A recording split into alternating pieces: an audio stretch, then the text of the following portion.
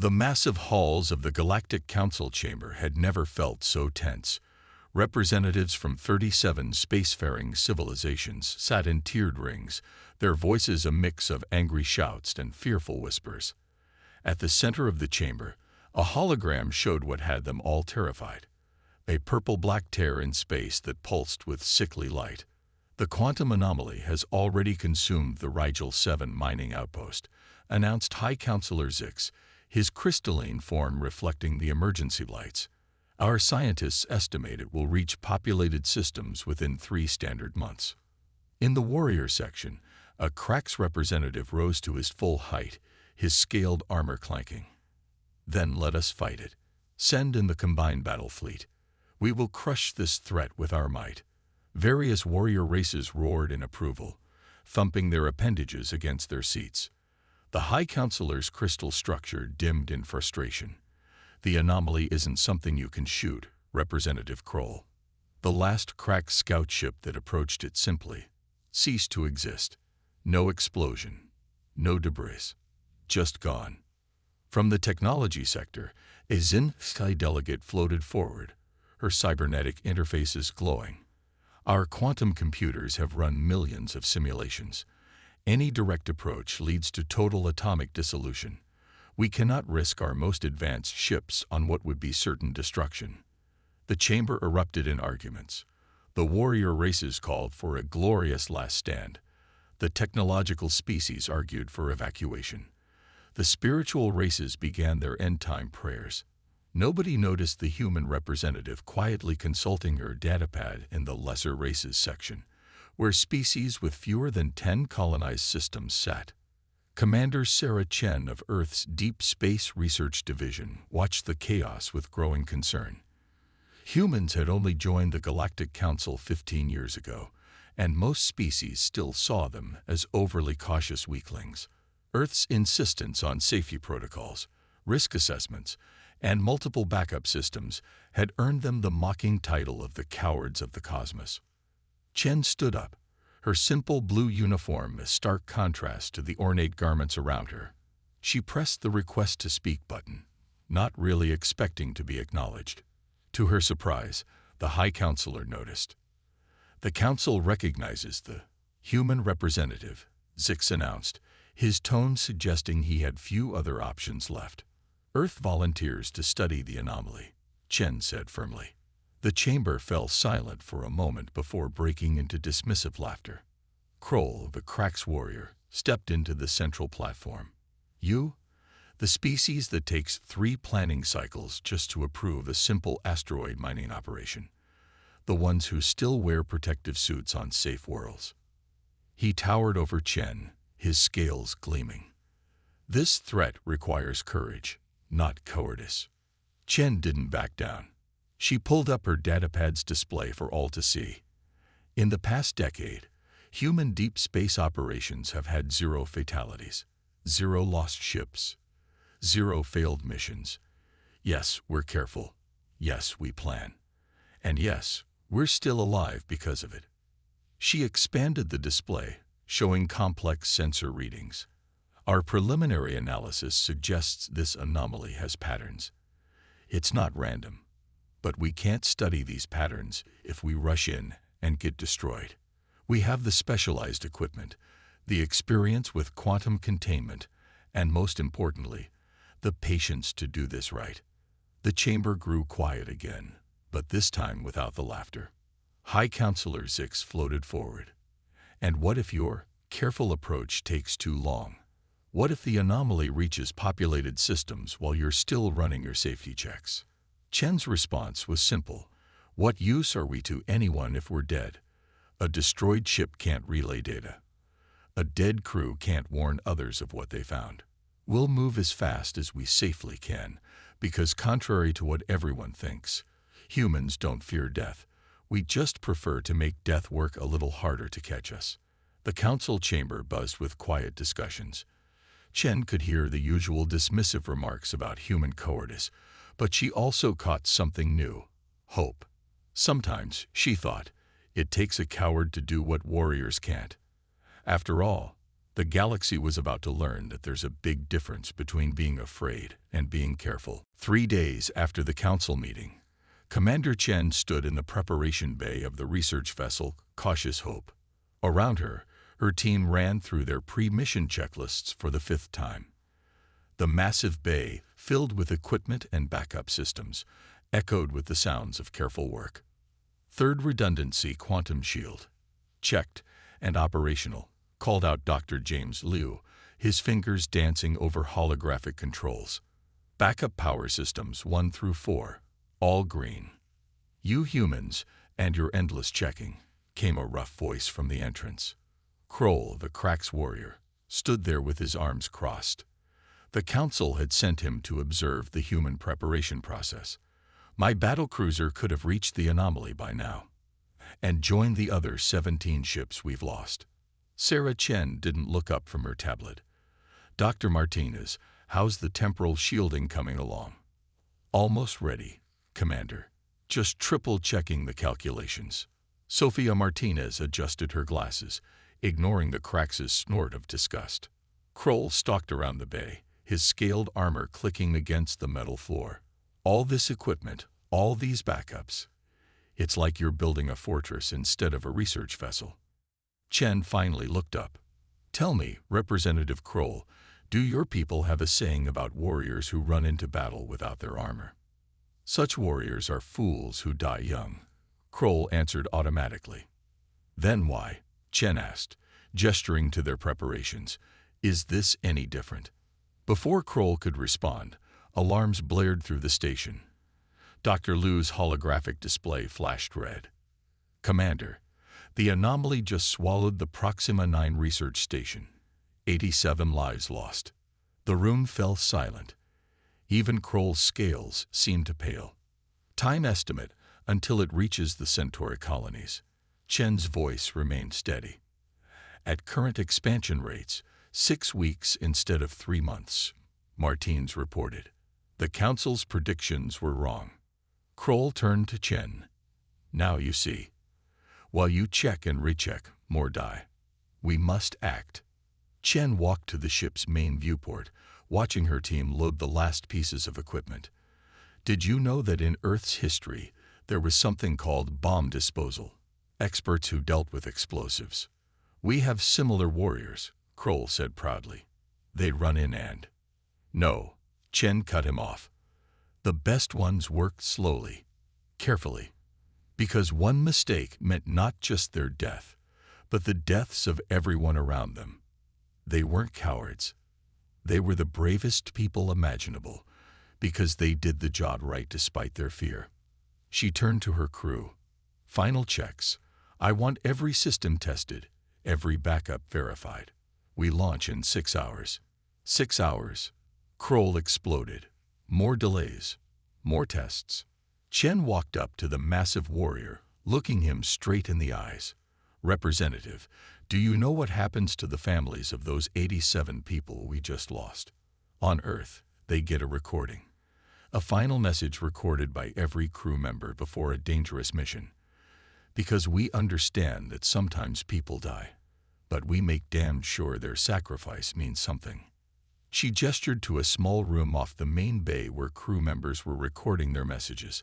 We're not doing this because we're afraid to die, Representative. We're doing this because we refuse to die for nothing. The Cracks warrior watched silently as the humans continued their preparations. For the first time, he noticed how their hands never shook, how their voices remained calm, how their eyes showed not fear but intense focus. Perhaps, he said quietly, more to himself than anyone else, there is something to be learned here about different kinds of courage. Chen smiled slightly. Lesson 1. True courage isn't about not being afraid. It's about what you do despite that fear. And in the viewport behind them, the Cautious Hope stood ready, its systems humming with power, prepared to face whatever waited in the darkness of space, carefully, methodically, and with purpose. The Cautious Hope dropped out of hyperspace 5 million kilometers from the quantum anomaly. On the bridge, Commander Chen watched the swirling purple-black mass through heavily filtered screens. Even at this distance, their sensors screamed warnings. Multiple quantum distortions detected.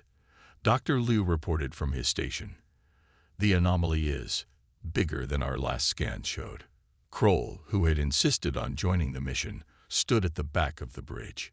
This close, we can finally strike at.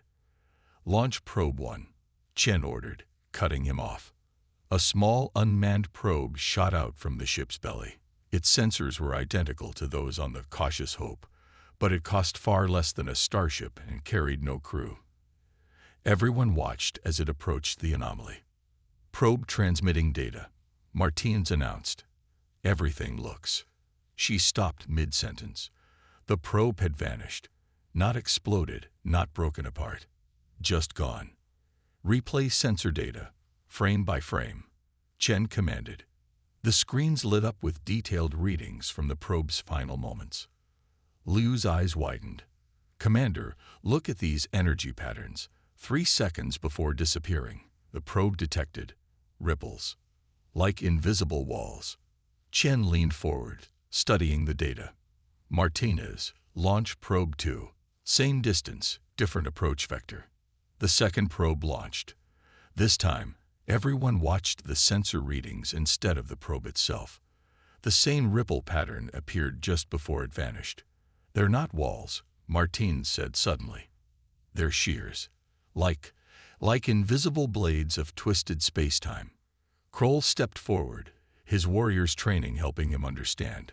A defense grid, but there's nothing there to defend. Unless there is. Chen turned to her science team. Theory time. What are we looking at? Martinez adjusted her glasses, a habit when she was thinking hard. The shears aren't random.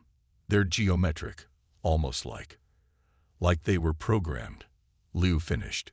Commander, I think this anomaly isn't natural. Someone made it. Chen nodded slowly. And it's broken. Like a quantum computer with corrupted code. She turned to Kroll. This is why we didn't rush in. Those shears would have sliced through your battlecruiser before you even saw them. For once, the Crack's warrior had no argument. He watched as the humans launched more probes, each one mapping more of the invisible death grid surrounding the anomaly. Look at this pattern, Martinez called out. The shears, they're shifting, but not randomly. It's like they're following a sequence. Can we predict it? Chen asked. With enough data, yes. Liu was already programming the next probe. Each one we lose tells us more about the pattern. Your species, Kroll said quietly, spends so much time watching, measuring, thinking. My people would have seen this as cowardice. But now you see that knowledge saves lives. Chen smiled slightly. Launch probe 7. Let's map the rest of this grid. The next hour was tense but productive. Each probe added to their understanding. The quantum shears formed a complex, shifting barrier around the anomaly. A barrier that would have destroyed any ship trying to brute force its way through. I have it, Martinez announced finally. The pattern repeats every 17 minutes. There's a gap, a safe path, but it's only open for 8 seconds. Like a lock, Chen mused. A very deadly lock. Liu, status of our quantum shields. All green. Triple checked. Chen stood up, looking at each member of her crew. We've mapped the threat. We understand the pattern. Now comes the hard part. She glanced at their Crack's observer. Still think we're cowards, representative. Kroll stood straighter. I think my people have much to learn about true battle strategy. Your careful approach has revealed more in 3 hours than our battle fleets would have learned in their final moments. Good. Chen turned back to the view screen. Because we're about to thread a needle in space-time, and we'll need everyone's help to get it right. The anomaly pulsed ahead of them, its deadly grid now visible on their displays, thanks to the sacrificed probes. The path was clear, but the margin for error was 0. Just another day for the cowards of humanity. The Cautious Hope hung in space, having successfully navigated through the quantum shears. They were closer to the anomaly than any ship had ever gotten. The bridge crew worked in focused silence, every sensor running at full capacity. Energy readings are off the charts, Martins reported, her fingers flying over her console. But there's a pattern here. It reminds me of computer code. Commander Chen moved to her station, studying the complex data streams. Dr. Liu joined them, his eyes widening as he recognized something in the numbers. It's not just code, Liu said excitedly. It's a language. Look at these repeating sequences. They're like machine words. Kroll stepped closer, his warrior's skepticism showing. You're saying this destructive force is trying to talk? Not trying to talk, Chen corrected, her voice thoughtful. It's running a program, a very old, very broken program. She turned to her science team. Theory time. What if this isn't a natural disaster at all? What if someone built this? Martinez adjusted her screens, highlighting specific patterns, like a quantum computer the size of a solar system. That's incredible. But why would anyone build something so dangerous? Maybe they didn't mean to make it dangerous, Liu suggested. Look at these corruption patterns. It's like a virus in a computer system. The original program is still there, but it's been damaged. The anomaly pulsed, and the ship's sensors recorded new data.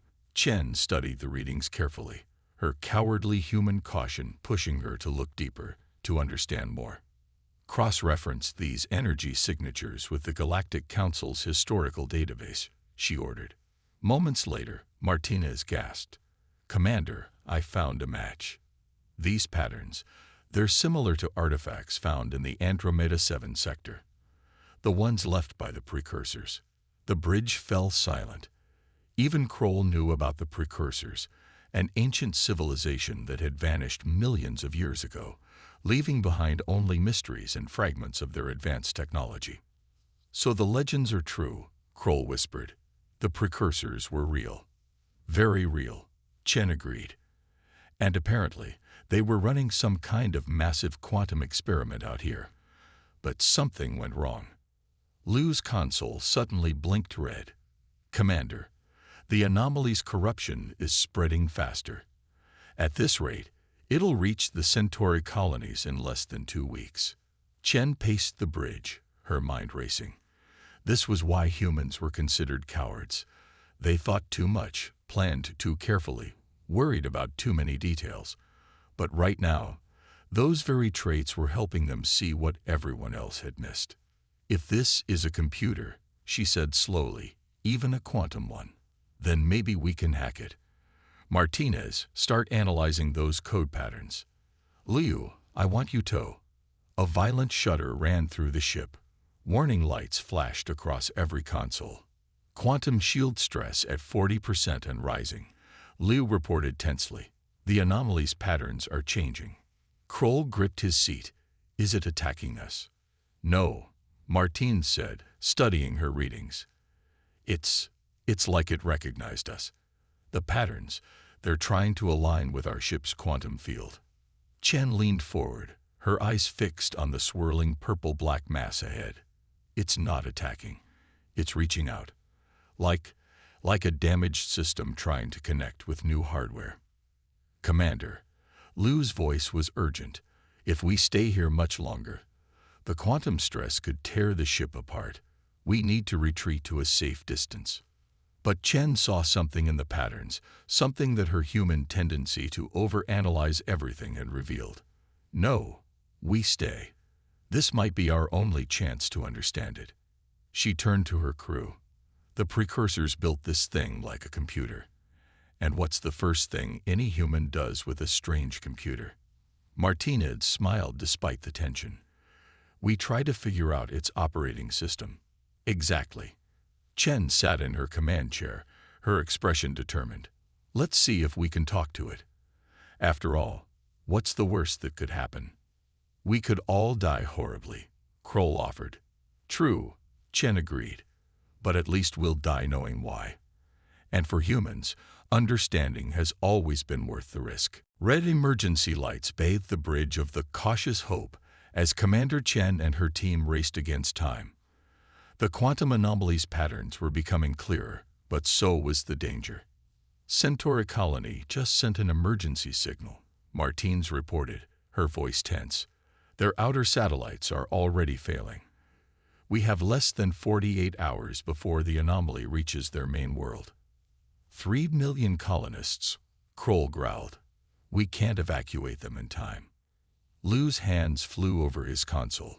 Commander, I've decoded more of the precursor patterns. It's like a massive quantum processing core, but the program is stuck in a loop, consuming everything to sustain itself. Chen stood at the main viewport, watching the swirling purple-black mass. Their careful analysis had revealed its secrets, but now came the hard part. Show me the core code structure. The main screen filled with complex quantum equations. Martines pointed to a repeating sequence. See this? It's like a corrupted command line. The system is trying to run its original program, but it can't find its endpoint. So it keeps consuming energy to stay active, Chen mused. Like a computer that can't shut down properly. The ship shuddered again. Quantum shields at 65% stress. Liu warned. We can't take much more of this. Suddenly, Chen's eyes lit up. What if we don't need to destroy it? What if we just need to reboot it? Everyone on the bridge turned to stare at her. Think about it, she continued, her voice gaining excitement. The precursors built this as a quantum computer. When our computers get stuck in a loop, what do? We turn them off and on again, Martine said slowly. Then her eyes widened. But Commander, this isn't a desktop computer. It's a massive quantum construct. We'd need enormous power to interrupt its cycle. Power like a starship's core, Chen asked. Kroll stepped forward. You want to use your ship as a giant power switch. That's... He paused, searching for the word. Crazy? Chen smiled. Reckless. Maybe even brave. I was going to say suicidal, Kroll replied. But perhaps that's what courage looks like sometimes. Liu ran quick calculations. It could work. If we invert our quantum shields and pulse our core at exactly the right moment, we might be able to interrupt its cycle long enough for a reset. But, Martines added, we'd have to get dangerously close. One mistake, 1 microsecond too long, and we'd be torn apart. Chen nodded. That's why we'll do this the human way. Carefully. Precisely. She turned to her crew. Liu, start calculating the exact power requirements. Martinez, map out the anomaly's pattern cycles. We need to time this perfectly. The council should be informed, Kroll said, reaching for the communications panel. No time, Chen replied. Besides, they'd only try to stop us. Sometimes the safest path is to act before everyone can tell you all the ways you might fail. The next hour was intense. The human crew worked with their characteristic attention to detail, checking and double-checking every calculation. They might be about to do something incredibly dangerous, but they'd do it as safely as possible. Pattern cycle mapped, Martines announced. We'll have a window of exactly 3.8 seconds when the anomaly's defenses are weakest. Core modifications ready, Liu added. We can generate a quantum pulse strong enough to disrupt its cycle. Chen took a deep breath. Kroll, if this doesn't work, tell the council that humans aren't cowards. We're just smart enough to be scared of the right things. The Krex warrior placed a scaled hand on her shoulder. I will tell them that humans are the bravest warriors I have ever known. Because true courage isn't in fearless charges, but in facing fear with wisdom. Everyone ready? Chen asked, looking at her crew. They all nodded. Then let's go save the galaxy. Carefully. The cautious Hope began its final approach, its human crew demonstrating that sometimes the greatest acts of courage come wrapped in layers of caution and calculation. The cautious Hope pushed through layers of quantum distortion, its shields glowing bright against the purple-black chaos. Inside the bridge, warning alarms blared as the ship approached its target point. Shields at 82% stress.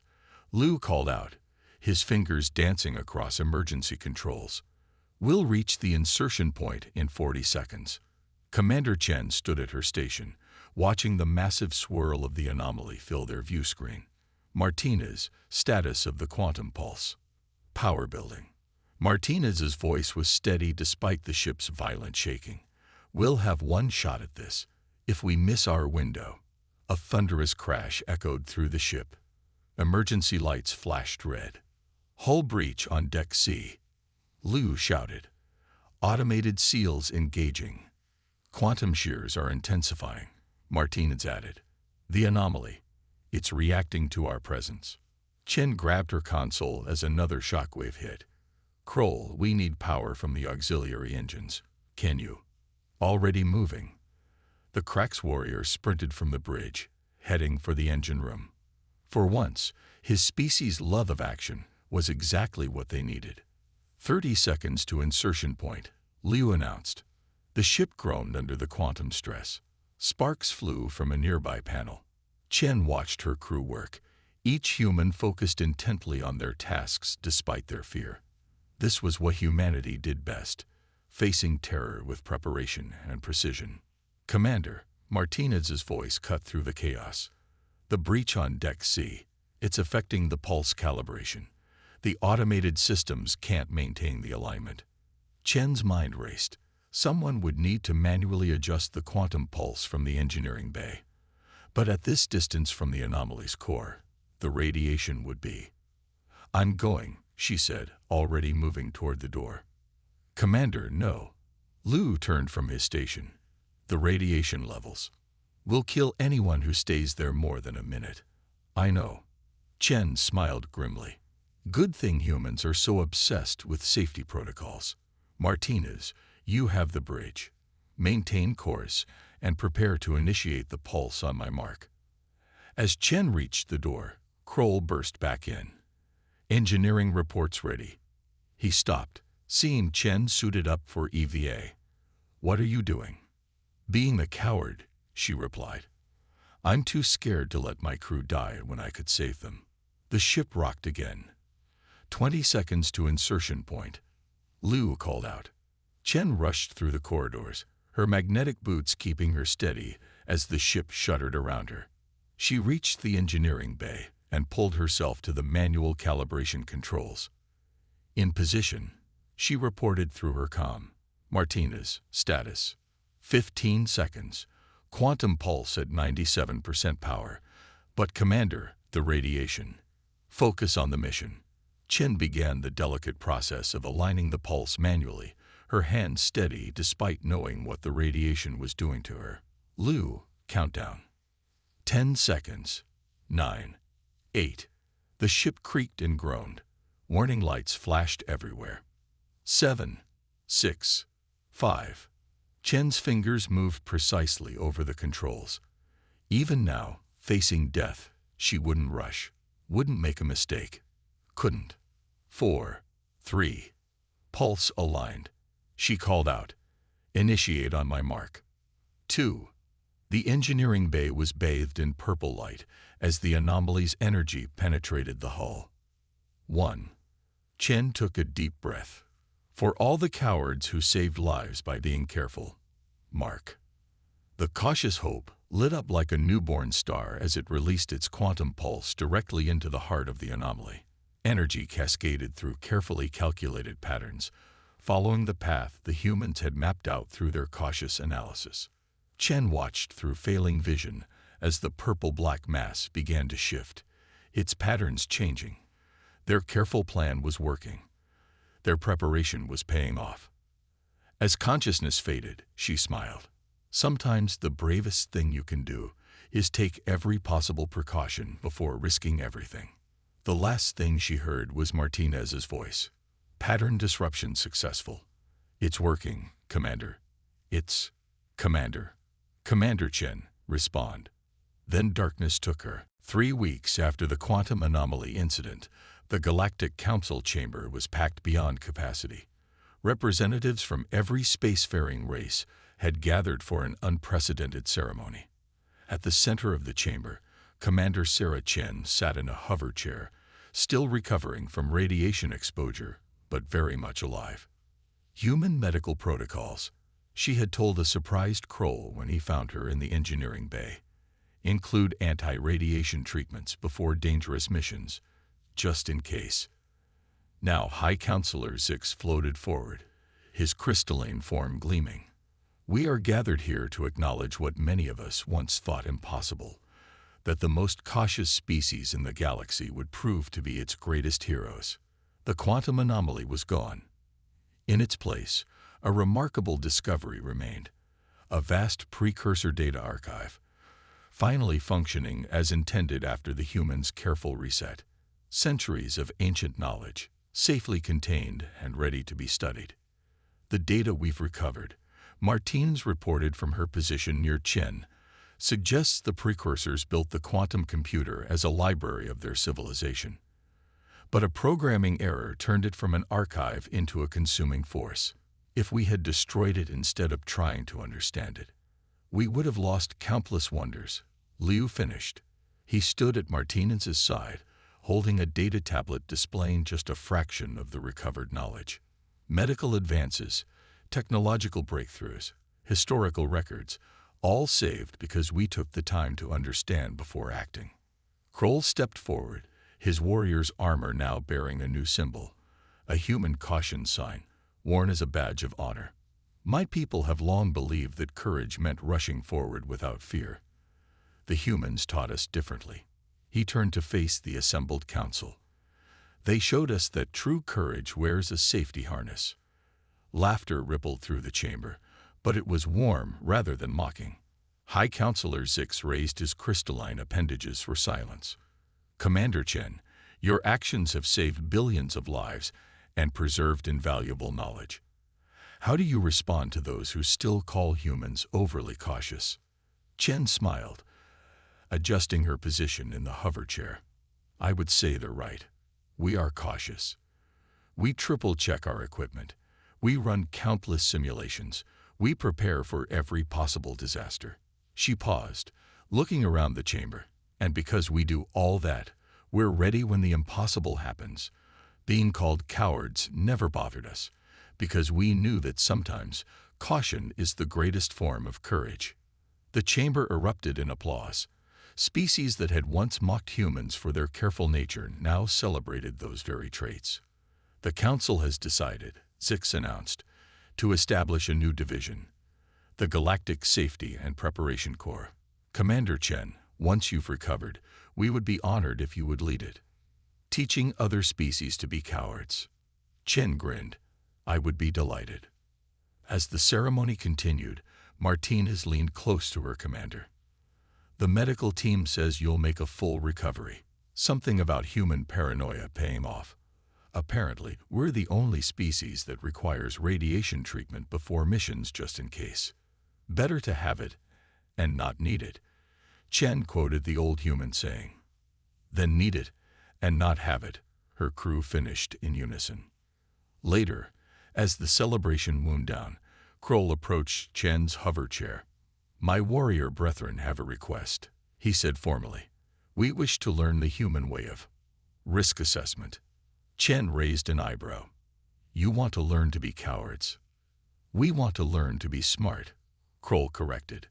Besides, as you humans proved, sometimes the greatest victory comes not from charging in, but from knowing when to check your equipment first. As Chen looked around the chamber, at all the species now eager to learn the human way, she remembered something her grandfather once told her. Courage isn't about not being scared. It's about being scared, being careful, and doing what needs to be done anyway. The galaxy had finally learned what humanity had known all along, that there was no shame in caution, no weakness in preparation, and no cowardice in caring enough to do things right. After all, only the truly brave dare to be careful.